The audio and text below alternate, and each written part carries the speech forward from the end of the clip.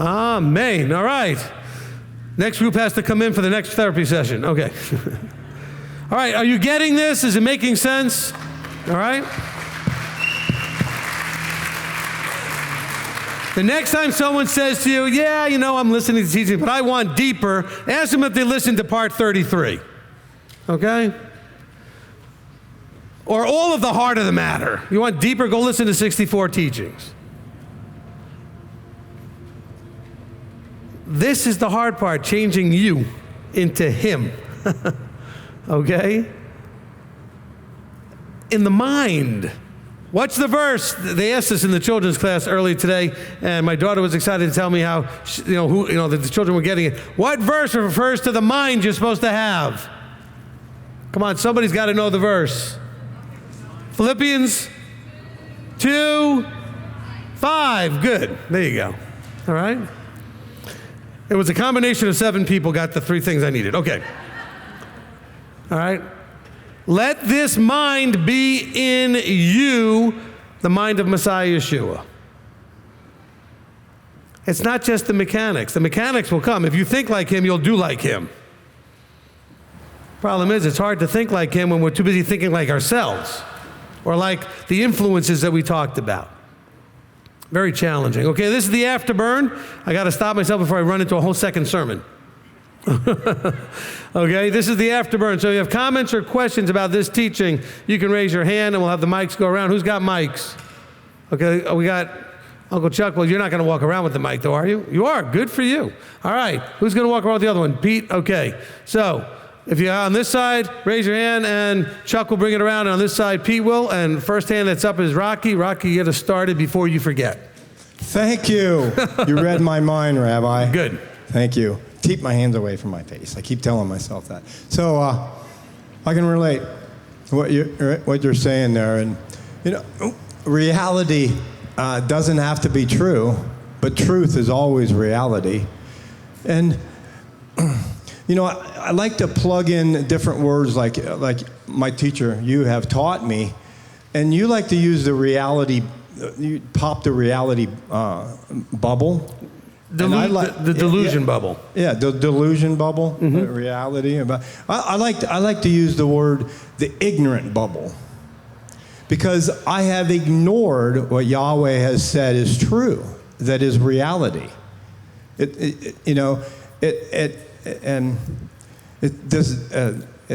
I've been unwilling. That's what ignorance means. Is you're just unwilling. You just ignore it. There were so many more things more important. I didn't have time for that. I'd rather just believe what the church told me. And actually, it was kind of comfortable going there. I mean, even though I'm here because He's chasing me, and it says He will beat me with impunity, and that's punishment. But I wanted to ignore that. It's, oh no, life is just, this is life. But that's enough. Thank you. Amen. All right, look, you know what? Some of you can relate to that, what he just said, in a very strong way, which is coming into truth is not always going to be, and very often is not comfortable. Okay? It's not always going to be comfortable. Facing yourself in the mirror is not comfortable. Recognizing you fall short is not comfortable. Although you can go places where they'll make you very comfortable, where everybody's walking in favor, okay? I didn't blink enough when I said that, but, okay? And you all know what I'm saying. But that's the motivational, positive thinking preacher who wants to tell everybody how, they don't want to deal with anything real. Reality's not always pretty. But it can be, because you realize the beauty of Messiah, the beauty of the Father, the beauty of the Torah. But those are realities that you had no idea about before. But then those realities expose the darkness realities. The light realities are beyond magnificent. They're, as Billy would say, they're phenomenal. They're just magnificent and beyond words. But reality as exposed to you also is the reality of the darkness that needs to get fixed. Those are not pretty at all. And it's not comfortable to recognize that you have that much. But the beauty is that you were told over and over again, at least I know I've said it, that he called you where you are because you can get to where you need to go from this point. Okay? Never, ever forget that. All right? Never, ever forget that. Because when you get all that darkness exposed, you could feel that there's no, what's the point? What's the point? I'm so ugly. I did so many ugly things. How could anybody love me? He called you knowing all that. Don't ever forget that. Now, he's not expecting you to stay that way. This is they talk about come as you are.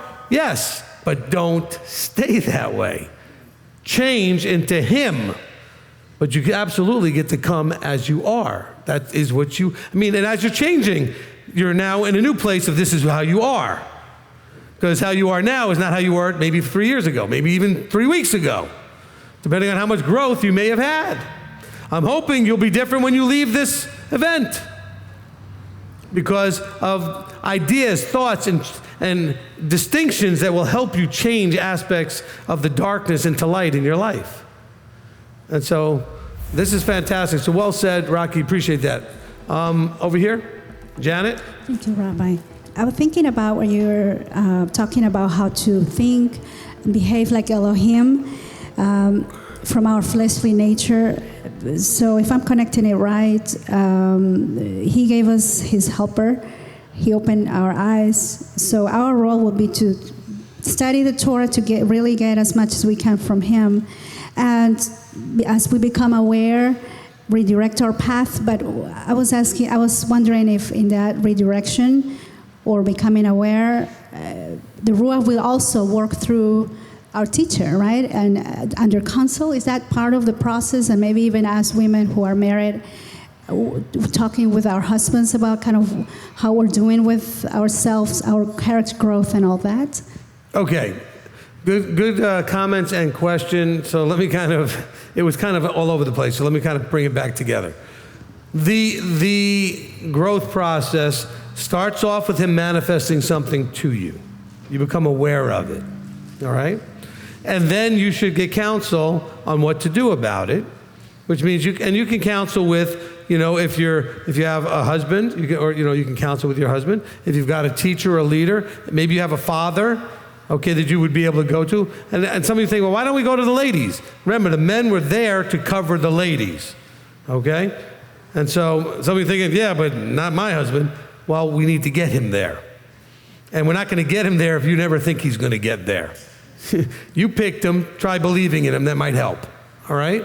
Now, the other part of this, though, has to do with checking in with, okay, how am I doing, that kind of thing. That kind of thing you want to do with somebody that's close enough to you, and that could be anybody who's a close friend of yours. And when you say, look, I'm working on this, I'd like you to kind of observe me and let me know of how I'm doing in fixing that, okay? Because there's somebody now who knows you, spends a lot of time with you, and can be aware. Okay, so if you came to me and I don't hardly spend a lot of time with you, I wouldn't be able to give you constructive feedback as to how you're doing in that area. So it's kind of like, if you say, hey, you may tell somebody you don't get to see, but once a year, I'm going to work on my health or my diet. Well, I might not know how you're doing for 6 months till I see you again, or a year. And of course, then I would know or not, but that won't really help you if you're not making a whole lot of progress. But you talk to people who see you. Hey, does this seem to be, am I getting there? Am I talking more gently? Am I treating you with more attention? Am I showing more focus? Whatever it is that you're struggling with, you can say to people, hey, I'm choosing to work on this. All right? Can I ask one more question, please? Yes? Yes. Okay, thank you. Since that's what you normally do? Okay. Okay. So I was just really struck with this one too, like when it says that it was talking about the body, taking care of our body and our minds. I forgot what verse that is, but I wanted to ask you about that piece. Is that connected to just walking the Torah, meaning eating kosher and following, doing the feast and all the things that we're supposed to do, studying the world? But it's also about taking care of our physical bodies, what verse are you talking about? I knew you were going to ask me that, and I didn't write it here, but I think it was in 1 Corinthians. Oh, 1 Corinthians 6. Yes. Okay, yes. Okay. Right. So can you expand a little bit on that, please? Thank you. Certainly. Okay, so, it's all of that. I mean, he's trying to tell you, look, there was very specific. See, they already should have known the Torah portion cycle and read all through Exodus and in Numbers and other places where they're dealing with, in Leviticus, they're dealing with the tabernacle and how to do everything exactly and how they built it and how to have, Yahweh didn't just say, build me a tent. He told them exactly the dimensions, exactly what materials to use, exactly how many poles and how many hooks and how many everything, all right? And the connection then being, if he wanted that to be that specific, how much more should you be paying attention to everything going on in you and how you handle this tabernacle, which is the dwelling place of the Ruach, okay? And that includes your health. It includes, the stuff that we do or don't put into our bodies. So absolutely does that, but also he's talking about you are walking around as basically a tabernacle. I mean, that's just the one in the wilderness that moved from place to place and then he would settle in. You've got the Ruach. Understand that, in a sense, when you saw the tabernacle, even when you saw the temple in Jerusalem, what did you think when you looked there? It represents Elohim. This is a physical representation of his house, his place. You should be the same. People should see you that way. This person represents Elohim.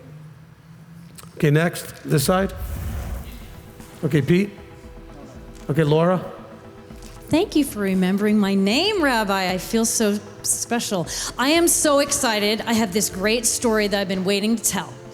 I have a niece who is, I'm her favorite aunt, I think. I'm the cool aunt. I bring the shenanigans, always have. And she's getting married in the end of May at 4 p.m., 1 p.m., and the reception is at 4, and I'm not going. And when she got engaged, I thought, okay, Father, just make it so that she has the wedding on a Sunday, or make it so she gets married at around 6 o'clock at night. There's got to be a way for me to attend this wedding because I cannot break this girl's heart. Well, that didn't happen. And so I agonized and I thought, well, maybe we'll rent a hotel room and we'll just, we'll stay in the hotel room and like at the stroke of, 8:30 or whenever the sun goes down, we'll show up. And I thought that's going to be way too painful, knowing that all my cousins and the relatives that I love so much and, we're really tight family, that's going to be really painful to be that close to the wedding. So I didn't want to do that. And I thought, well, maybe I'll just, I could just attend the wedding, but just be worshiping kind of during the wedding. And then I kept listening to you and I thought, well, that's not going to fly. It's not going to fly. And it wasn't about Rabbi's going to find out and I'm going to get in trouble. It's like he knows. And Laura, you are BSing yourself. And the 11th commandment, thou shalt not jive thyself, right? Yeah. So I'm like, that's nonsense. And so I thought, all right, I can't wiggle around this. I've got to rip off the Band-Aid and I got to do this. So I started praying, okay, Father, show me how to approach this. Prepare me for the potential fallout. Prepare my words and my heart so that I can express myself to my niece and to the rest of my family if need be in a way that glorifies you and stands strong for who you call me to be. And it took me months to get to this point, but I called my sister and she said, well, you better tell her soon because she's going to have a meltdown. And I said, yes, I know. And she said, but she'll get over it. And I said, I know that too. So I called her and I said, it was on a Shabbat actually, and I said, I need to tell you something and you're not going to be happy about it, and it's okay. Uncle John and I will not be attending your wedding. And she burst into tears and she said, but why? I said, because it happens on a Saturday and we observe the Sabbath, and I love the Father more than I love you, and you know that I love you. And I started to cry, and we just cried. And I said, I love you too much to be a bad representative of what it looks like to serve my God in heaven. And I love you too much to show up to your wedding and feel torn between my love for you and my love for him. I wouldn't be at your wedding in spirit and in my mind and in my heart. I would be in agony. And you don't deserve that. The wedding should be all about you. That's as it should be. And I didn't tell you sooner because I was a chicken. I said I spent months trying to figure out a way around having to tell you this, but I love you too much, and I love him too much, so this is what I have to do. But I will be there for the after party if there's an after party, and I will help you with your planning. I will do whatever you need me to do, and I will be here if you want to call me and yell at me, and you want to cry in my ear and tell me that you think I'm a rotten person or that you don't like God, whatever it is, I don't care. Because I'm strong in my conviction that I'm doing the right thing, and that's what matters most to me. And I said, I love you, and I am so proud of you, and I will be here for you beyond that one day that's going to fly by in a flash. I'm going to be here when you struggle in your marriage, and I'm going to be here when you're hormonal during your pregnancies, and I'm going to be here when your babies are born. And so that's what matters. And she said, I need some time to think. And I didn't hear from her for months. And that was really hard because I really wanted to. But I had accepted, I had ripped off the Band-Aid, and I was like, I was prepared for the sting. I'm like, it's gonna hurt. I'm gonna rip off the Band-Aid and it's gonna hurt. And that's okay, because I'm gonna heal. And several months went by, and she finally called me and she said, okay, I'm done. She said, I'm not mad at you. I'm really disappointed, but I understand, and I honor the choice that you've made. And I know that you and I have our whole lives to spend together, loving each other. And so I want to spend as much time with you as I can. So we went shopping, and she was picking out her wedding jewelry, and at the last second, I kind of stuck my credit card in there, because I asked the Father, I'm like, show me how to love this young woman in a way that she can receive, in a way that blesses her. I don't want to just write a check for the wedding. So I slipped. She says, Aunt Laura, you can't do that. I said, don't tell me what I can't do. I said, I'm buying you this necklace. I said, because when you wear that, it's going to be right next to your heart. Because I love you, and I will be there. That necklace represents how close I feel to you. Amen. So, when I learned a long time ago that it doesn't matter what I face, if I am true to myself and my convictions and the things that I know to be right, he comes through every single time. Every time. That doesn't mean I don't hurt. It doesn't mean I don't struggle. And it doesn't mean that I don't have fears and anxiety. It means that in that, I know that because I'm doing right, that there is going to be a much, much better outcome for me than if I had held on to my own stuff. Thank you. Amen.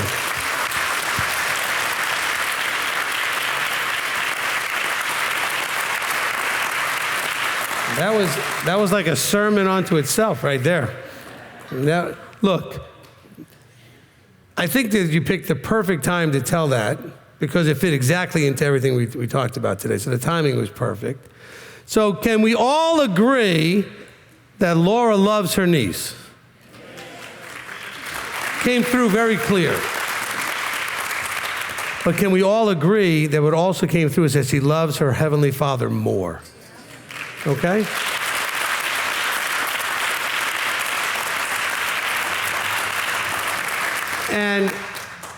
And let that be an encouragement to all of you when you have that tough choice, because you will. And let me tell you also that if you do the most important thing, and I talk to all new people, I tell them the same thing. If you can be consistent and persistent the family will now understand and know and expect you to say no. Okay? I even had to do this with my family. And you say, oh, but your family's Jewish. They don't keep anything, all right? My brother had twin daughters who were bat mitzvahed during Sukkot many years ago. They're now in college. And of course, we were running a Sukkot at that time. And he said, well, I want to invite you to come to their bat mitzvah. I said, I'm leading a congregational Sukkot. Can't come to the bat mitzvah. Then my other brother just had his daughter, and one of my nieces, had a bat mitzvah on, and of course it's on Saturday, which it's not wrong, by the way, to go to a bat mitzvah necessarily. It's basically the child runs the service. So you're going to a Sabbath service. You just don't go to the party afterwards if they're going to do that on Shabbat. And my wife and I had done that with other family members in the past, but now I'm in ministry. And I said to my brother, and he understood, no problem at all. I said, it's while our service is going on. It was going to be done on virtual, on Zoom, so I could have watched it in a little bit. I said, I'm sorry. But see, my obligation is not to my brother and his daughter and any of those. My obligation is to you guys. And so, because it was going to be at 11 o'clock Portland time, or whatever, it's going to be 1 o'clock our time, or 10 o'clock Portland time, or 1 o'clock our time, right when we start services. And so there may even be something that you could do, but where is your priority? Even if it's something that's appropriate, but is there any other thing going on? What if somebody had scheduled their wedding during Passover and unleavened bread or Sukkot in another state somewhere, and then you couldn't come here? What kind of choices would you make? No, I need to be with the family at the event. These are tough choices. But if you make them consistently and you're persistent about it, they will understand. They may not like it any more than they did before, but you're not going to surprise anybody either. Because remember, the first couple of times they're going to see how serious you are. Well, yeah, you said that last time, but are you really that serious? You need to be serious. Okay? All right, on this side. In regards to her story and what you're saying, being committed is so important, because as an example, when my son Meek was graduating high school, his graduation day was on Shabbat. And I went to him and I said, oh, son, I'm not going to be there. And some of my other family members, they were like, wait, what do that's he's graduating, that's your son. And I said, sorry, it's Shabbat. And I went to Meek and I told him, I said, son, I'm not going to be there. I said, how do you feel about that? He said, Pop, I don't know. I won't know that until that day.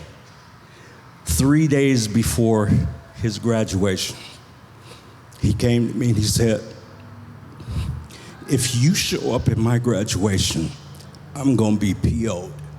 I'm like, why would you be PO'd? Because that shows me that you really don't believe what you're saying. Amen. Amen. Amen. All right, before we go on this side, live stream, we got to kind of try to rotate it around. So you'll be next, whoever's on this side, but we'll go to live stream. Okay, comment and then I'll question. From Beyond Ready, he says, on an earthly level, family comes before friends. Your friends should know if you have a day planned with your child, you won't break it for them. So every Shabbat should be an appointment with Yah. Amen. Go ahead. Keep going. From Madison, it says, Rabbi, for Ephesians 5:15, is it correct to say that fear in Yahweh... Oh, never got. We answered that one. From Betty Carden, when we in this walk encounter worldly behavior from another who professes to be in this walk, how should we respond lovingly? Do we discuss with the individual or bring it to the leadership or just pray? All right, so if you're having a challenge with someone who, now remember, being in this walk can mean anything.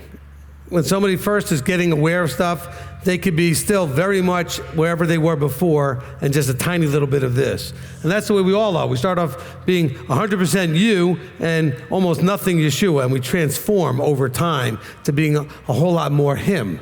And so, depending on the level of challenge and what the issue is, the point is you don't know what to do. Okay? And if you don't know what to do, it's always good to ask someone what to do. And you may think, oh, but it's so trivial. Well, maybe if it's trivial still, but you don't know what to do. So ask the question. The next time something similar happens, you may know what to do. Okay? And it's not like, you have to overthink and make a big deal. If you don't know what to do, that's enough to need help.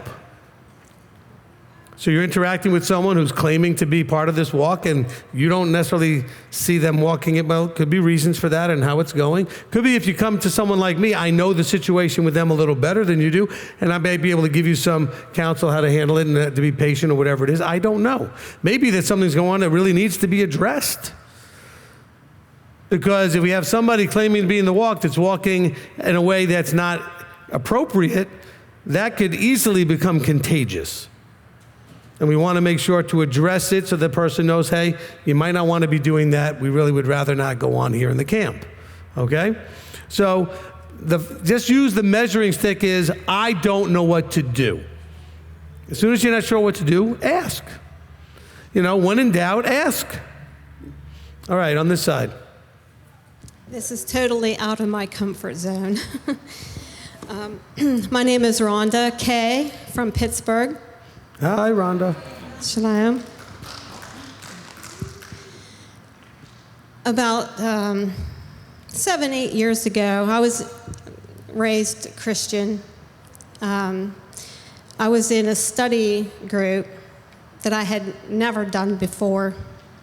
And we were studying Romans, and I came to chapter 13. And I couldn't put it down. That, I think, is what burst my bubble. So when you were, we're in chapter 5 of Ephesians, it's the same thing. When we were just reading that, I just went right back to Romans 13. It's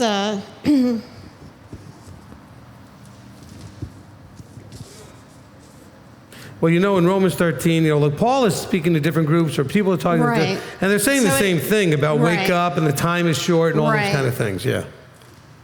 And it's always on my mind that we always have to pay attention to what we do and what we're supposed to do.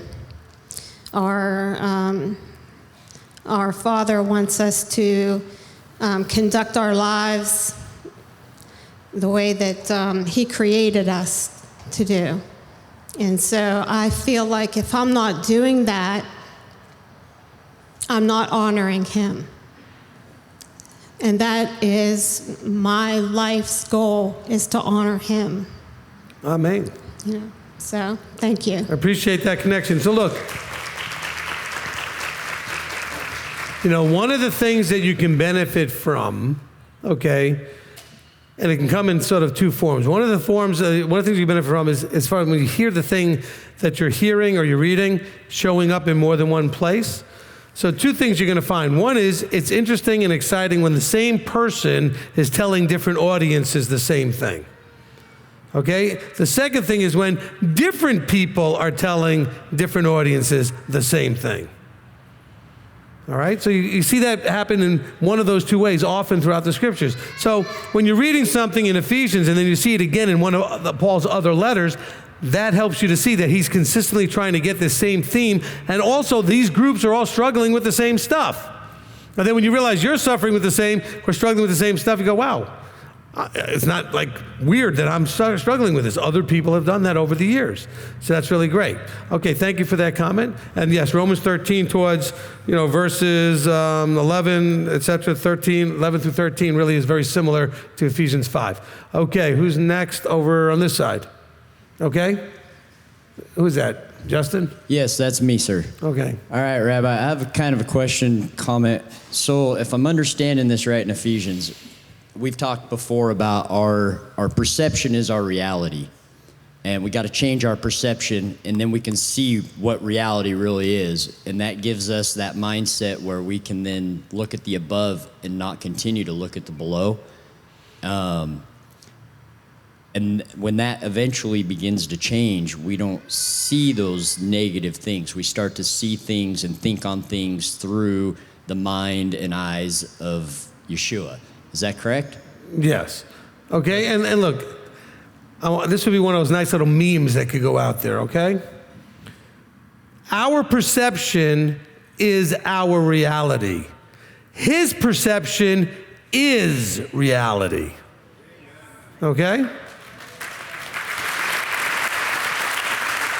All right?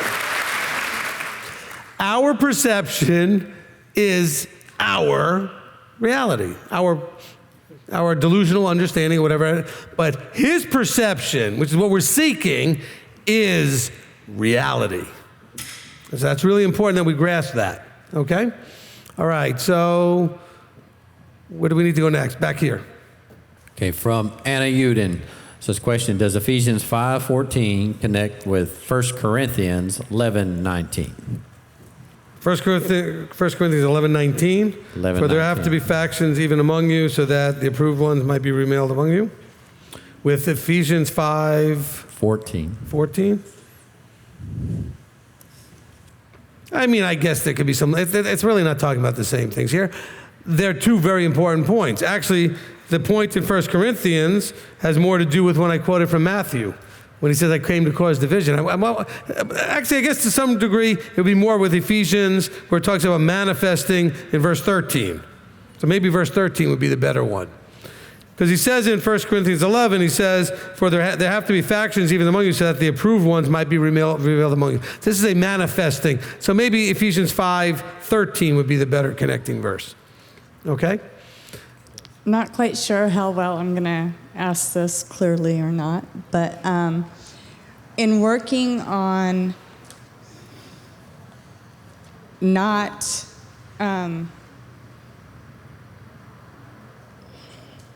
where was it? Sorry. Okay. Have no fellowship with the fruitless works of darkness. So we're working on ourselves in trying to remove those fruitless works. Is there a position or a line you can, how do we do that, but also keep away from those that we end up falling into the temptation of going back to those works? Yeah, no, look, this is not, verse 11 is not talking about either or in terms of working on those things in yourself or dealing with other people that are doing those fruitless works. It's talking about both. Okay? You need to examine yourself and see, are you involved in, or is your mindset towards things that are fruitless works of darkness? But also, there are people that you know that are doing things that are not bearing the fruit of Yah, that you don't need to be spending a lot of time with, especially when they're doing the fruitless works. Okay. So, you know, people in the secular world call this toxic, right? Well, there's toxic people, and you need to get rid of some of the toxins in your lives and minimize your interaction with some of these people that are toxic to you. Well, in other words, their behavior can have an adverse effect on you. That's what toxic means. Well, if there are people behaving in a way that you know is inappropriate, if you spend time with them while they're doing that, you're likely to pick up those bad habits and fall in with them. And so you should not be doing that, okay? There are people I do not hang out with since I started walking this walk. There are people that I still hang out with that I knew before this walk, but I only hang out with them in very controlled environments where I know that we're not doing any of those things that we might have done back in the day, so to speak. And if they want to go off and do some of those things, I say, no problem, go enjoy yourself. I'll talk to you in a month or two, whatever, you know, whatever that relationship is. So that's kind of how I'll play that out. Okay, but do you know where that kind of line where it gets fuzzy and you don't know, where's that line at for those of us who haven't quite fully conquered Okay, I'm going to refer you ourselves? back to my answer from 5 or 8 minutes ago. When you have a specific situation that you don't know what to do with that line, you call me and we talk about it. Okay, thank you. Okay? Because those things are going to be very specific to you. to your situation, your friends, whatever it is you're dealing with. They're not going to be a one-size-sort-of-fits-all. So I gave a general guidance, and then if you're not sure how to apply the general guidance, you make a phone call. All right? And then you get more specific guidance. Because your situation, it's kind of like marriage stuff. I can do some teachings generally about marriage and how to have a successful marriage, whatever, but your problem may not get covered in enough detail in that conversation because every marriage is unique in many ways, even though it has some common things that are common to all marriages.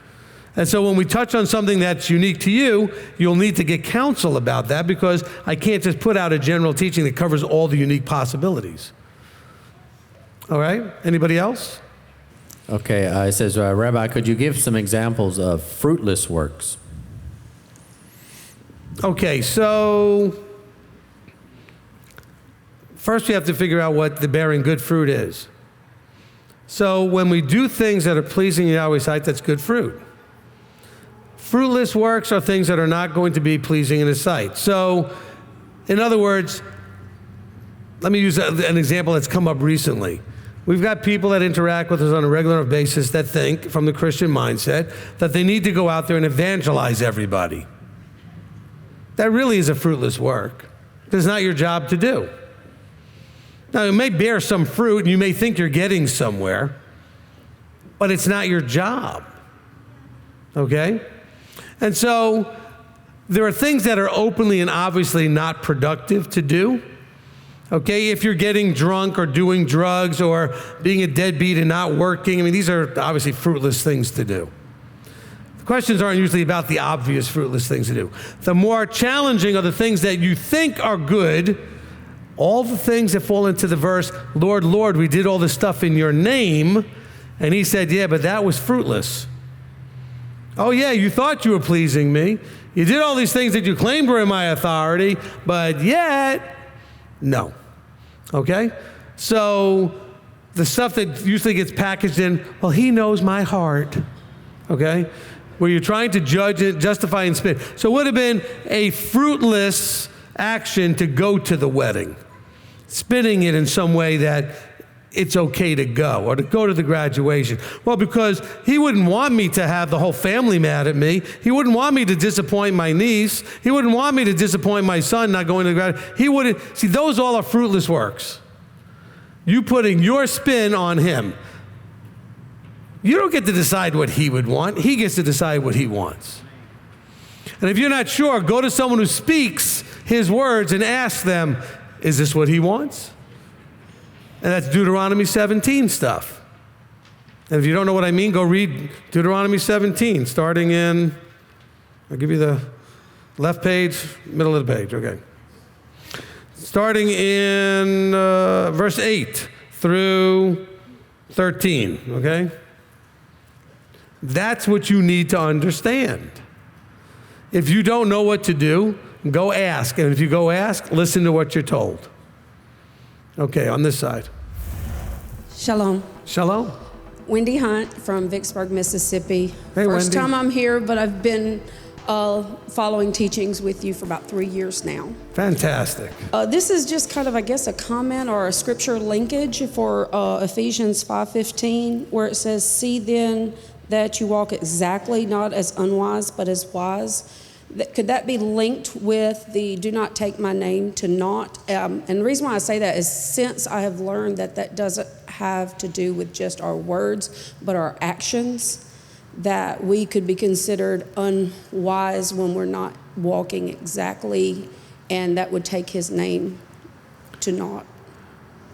Look, I think that you can make a linkage to it, and I don't think your linkage is wrong. I don't think it's as directly linked, because what it's talking about here obviously would apply to any breaking of Torah. But what you need to understand with the third commandment, you spoke correctly, is that when you take His name upon you and you represent Him, the things you do can bring that name shame and make it of no value. That's what He says, do not bring His name to have no value. What's the value of claiming you're His and you do whatever you want? And so that would obviously be unwise. So there is a linkage there, okay? It wouldn't be like a tight, direct link, but it's definitely a linkage there. Thank you. You're welcome. Okay? But what's more important is you made the correct, he gave you the discernment to understand that the third commandment has nothing to do with how you pronounce the name. Of course, we did the teaching, no other name, that kind of covered all that. All right? Okay, who next? Anybody's next? Okay, in the back. Rocky. Thank you, Rabbi. I've been looking. Get my hand out. Okay, hold on. I'm sorry? You have my permission to touch your face. No, I don't want to do that. Thank you. I do it all the time. I know, but it annoys me when I watch myself. Get your hands off your face. So, okay. Is that funny? You are released from the... I'm kidding. I'm just... Woo! There you go. I did that for Billy. I couldn't resist. The camera wasn't on me when I did that, but that's okay. I was like, you are released. Okay. Oh, man, I can see the viewers now getting off. Are they? That's not good. Okay, where was I? Don't lose your thought. Yes, you're going to confuse me. Don't lose your thought. I'm easily confused. Okay. I'm a slow learner and a fast forgetter. So that disease, by the way, is actually a pandemic. It's a pandemic. Yes. So, this word love is really difficult definitions. I mean, I've really searched and tried to find, and the best definition I can come up with is serve. And that really bothers me, because when you look at the definitions for serve, the English language is bizarre too. You have this one word, serve, but you need many other words to describe what it means. And it means menial work in any sense. Menial. I mean, that's what I was doing all week when I was cleaning, digging weeds, or sweeping the gravel off the sidewalk. By the way, stay out of the gravel up there by the building, because it's menial, but I spent a couple hours. But isn't that love? I mean, maybe I'm confused about it. No, it's definitely love. And when you do it for Yah, it's meaningful. Okay? Instead of menial. All right? All right, I got to... You can come back on me for a second. So, I know we joke around sometimes, like I did the whole thing, like release, whatever. I got to tell you this story because it's funny. I was with some people one time, and we were finished with whatever we're doing, and they went to go start up the truck wouldn't start, and they're doing other things. They're trying to get, these guys knew mechanics enough, they're trying to get this thing to start. And just to be a wise guy, I know you find that surprising, okay? I went up to the hood of the car, and I went, heel! And it started. And we all fell out. And I was just trying to be funny, and he was funnier. Because I didn't expect anything to happen. I was just being funny. I mean, I smacked that hood of the car and yelled heel, and it started right up.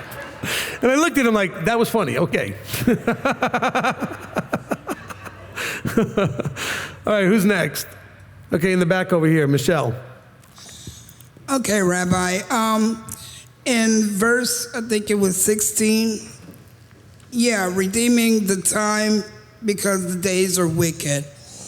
I do study, I read, and I try to do my best to redeem my daily time. I kind of get, unfocused at times. Is there anything more that I could do besides what I'm doing now? No, I mean, the main thing is that you're starting to recognize. I mean, that's that awareness thing we were talking about. When you get aware of what you eat, your health's going to change. When you get aware of what you're doing, your time spending is going to change, how you spend your time. When you're aware of what you do with money, your spending of money will change, because it's an awareness thing. So now that you're becoming aware of what you're doing with your time, it's going to continue, the more you stay aware of it, to improve. Okay, so that's very good in how you do that. By the way, I wonder if I hurt any ears of the people on live stream when I did my loud voice. Some of you thinking I'm more loud. You haven't heard loud. I can get much louder than what you've heard. Okay, who's next? Pete, go ahead. And I've been stuck on this redeeming the time because the days are wicked also. Right. And so I thought about it from a lawyer's perspective, because that's what I do. But to me, redeeming is to give full value to something, which led me off to the fact that we are redeemed, that we are redeemed through the Messiah. And that means we're given full value, which then goes back to what you said earlier about the fact that the Father sees us as worthy. He took us as we were then, that we are worthy. So we are redeemed. We have full value with Him. So then that took me back to Ephesians about to redeem the time, which means to give full value to the time because the days are wicked. Well, the days are wicked because they're full of opportunities for us to do things we shouldn't be doing, to be selfish, to be not following the Torah. So to give full value to that then can be not to serve ourselves, but to serve others, which is exactly what you've been talking and others have been talking about, how we get the most out of this experience by serving others. Amen. Excellent. Well said. Look. Well said. Look, the thing of the matter is this, okay? When we are doing any task, when we choose to do any task, there has to be two main things that are brought in to be successful at it, other than talent and skills and stuff, which is an awareness of what is required. In other words, aware of what you're supposed to be doing, how to do it, etc. And then a focus so that you do it correctly. All right? And that's really what he's talking about. In redeeming the time, you have to be aware and understand the value and value that time. But again, you're not going to value the time well if you're not aware of how to value it, what brings value to it, and maintain a focus. But you have to maintain focus. And we are very, very distracted, unfocused people. I mean, incredibly unfocused. You know, they did an experiment. I can't think of it. There was a company out west that did an experiment and realized that if they could get their employees to focus for 4.5 hours straight through in the morning, they got as much done in 4.5 hours than most people get in 8 hours, because people waste at least 3.5 hours of their 8-hour day. And so they told them, you come in and focus for 4.5 hours, we'll pay you for the whole day and you can go home. We're only going to get 4.5 hours anyway. We'll have to get it done in the morning, save electricity, send everybody home. But think about it. That's how much the average person wastes in an 8-hour workday, checking this and doing that and moving papers from one side to that, whatever it is. He said, but if you could focus and just do all the things that really need to get done, your efficiency and your effectiveness go up exponentially. And so that's how we redeem the time. We waste the majority of our time. I'm not talking about the time that you have no control over, but even when because you say, well, I've got to go to work and I have to do this. Well, when you're at work, do you waste time? Well, I got to sleep. Okay, so sleeping, there's nothing you can really do about that. But what about your meals? You know, you could eat a meal in 15, 30 minutes. You could eat a meal in 2 hours. I mean, what are you doing with your time? I'm not saying you need to just rush through, but be effective, be efficient, plan. You know, planning your time is the best way to get the most use out of your time. You have to plan your time. You know, we call it time blocking when we teach, you know, in business world, you know, efficiency of use of time, block out your time. If you're not feeling like your time is being used effectively, you're not getting, oh, you guys are on this side. I keep looking over here. Hi. You guys haven't asked a question in a while. All right, so I'll talk to you guys. If you got, Janet asked enough for all of you, so that's fine. So, but if you're going to be effective with the use of your time, okay, pre-spend it. So some of you are thinking, well, I don't have enough time to read the Bible. Yes, you do. I don't have time to pray. I don't have time for this. You have plenty of time. You waste most of it. Okay, just like with money, you are most effective if you budget. What does budget mean? You pre-spend the money and allocate it how you want to spend it before you even receive the money. Before the month of April starts, and if, you know, here we come in a day or two, right? We're going to get to April. You could already have a budget for April and have that money allocated what you need for April. You could also do that with your time. Take out your calendar and mark out Sabbath, mark out holy days, mark out Torah studies, mark out prayer time, family time, whatever is important, mark those things out. You know when you have to be at work, but you know what? Some of you lose time on the way to or on the way from because you're going to go and drift and go and do other things. Spend your time wisely and purposefully, or on purpose. Not so much just having a purpose, but do it on purpose. Don't just sort of wander around.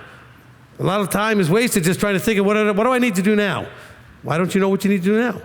You should have a list and know what you're supposed to be doing, okay?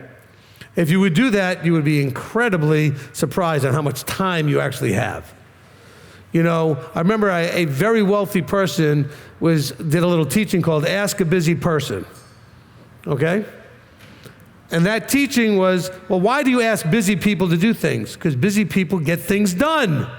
That's why they're busy, because they're able to get things done. People that are not busy, don't go to them. There's a reason they're not busy. They don't want to do, they don't know how to do, and they don't care to do. But people will say something and say, okay, I'll take care of it. And they look at me like, what do you mean you'll take care of it? You're so busy. And I will get it done, and I will get it done fast. And then I'll get on to my next thing. We were having a conversation in a meeting. Somebody needed a form for something. I'm standing behind my computer while we're talking. I produced it in about 30 seconds, made it and printed it and said, Billy, go get it. And it was, he goes, what? It doesn't take that long. Talking about it takes long. Thinking about it takes long. Trying to just do it. Okay? It doesn't take that long. All right, who's next? Go. What you were talking about right now, not wasting time, I started thinking about, the time that we have here is His time, right? So when we're wasting time focusing on things that are not of Him, then we're really wasting His time, and we don't know how much time we have, because He's the only one who knows how long our lives are going to be, right? Amen. Okay, so again, making the choices about how we deal with our time. There are some of you, now don't judge anybody if this isn't you and you know somebody that this is, okay? But there are some of you that come to services and spend a bunch of time outside talking to other people during the service. Oh, well, you just went off to go to the restroom and you ran into somebody, next thing you got into a conversation. Why? Why didn't you just say, we'll talk afterwards? Services are happening. There's something in there you're supposed to be either doing, like maybe participating during prayer or liturgy or something, or there's something you're supposed to be receiving. But yet some of you will be socially enjoying the day when you're supposed to be in here. This also happens during the meetings. Some of you will not prioritize your time this week, and you will not be here 10 o'clock in the morning every day that we have readings. Well, why are you here? Well, I'm here because I'm supposed to be for unleavened bread, and all my friends are here, and I have people I don't see, and whatever, Marco Polo only, and I get to meet them. But, I'm going to sleep in, and I'm not going to. Where's the priority of your time? If you knew Yeshua was going to be here, you'd be here. Well, we're reading His Word. He's going to be here. How do you prioritize your time?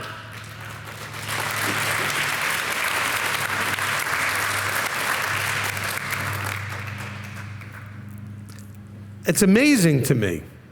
And I've actually gone during parts of the service when other things were happening, and a lot of times I may want to go use the restroom or something so I don't have any distractions when I'm up here, and I'll go out in the hallway, whatever building we've been using, and I'll find people standing out there talking. And they get upset with me, and I say, excuse me, you're supposed to be in there. And look at me like, who are you? Apparently nobody to you, that's who I am. If I was your rabbi, you'd be like, yes, sir, I'm sorry, and get your you-know-what in the room. I have one person, I'm a grown woman. You don't need to be telling me. Fine. Somebody needs to be telling you. What are you doing out here? Nothing is going on out here except you. Your stuff is going on out here. His stuff's going on in there. Does that make sense to anybody?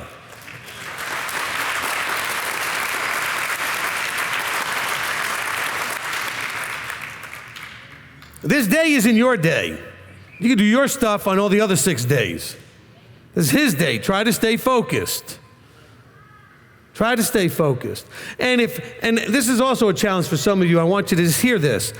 Don't think that everything that happens in here has to be about you. It may be about someone else, and you're here to allow them to hear that. And another day it's going to be about you, and they're going to sit here patiently listening to something you needed to hear. Because some people say, they're going, yeah, I knew everything you just said. Oh, yeah, whatever. Well, first of all, I'm sure that's not true. You only understood it on the one level you think you understood it. And if you don't know what I'm talking about, you haven't gone back to listen to the teachings enough. I'm not the one speaking here. Trust me, there's so much more depth and levels to what I say every time I speak that you're not getting it. We did an experiment. It wasn't really an experiment. We did a challenge, the Heart of the Matter challenge, right before Sukkot a few years back. We listened to, on Marco Polo, the men's group listened to one teaching a day for 64 days leading up to Sukkot. Let me tell you, that's rough, because you got to make time in your schedule every day to listen to an hour and 10 minute teaching. And what I tried to do to keep up with them in the beginning, I ended up having way too much on my plate, but for the first 8 or 10 of them, or whatever it was, something like that, maybe 12, I did what I called the director's cut.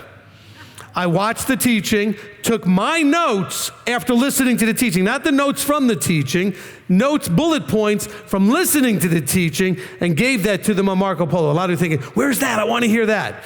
I don't know, somewhere from 2 years ago in archive, you'll never find it. But the point is, there were people who said, wow, I already listened to this teaching twice today, and apparently I missed a few things because of the things I pointed out that were in them in that teaching that they missed. And so don't think you just get it because you just heard it the one time.